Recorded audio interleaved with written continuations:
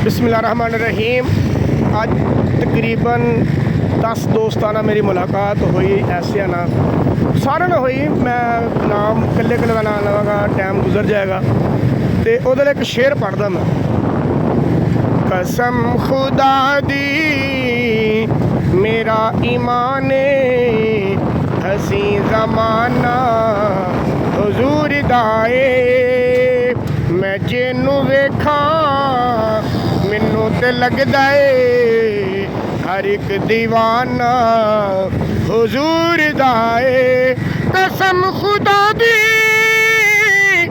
मेरा ईमान हसी जमाना हुजूर दाए, मैं जेनू वेखा मैनू ते लगदा ए हर एक दीवाना हुजूर दाए।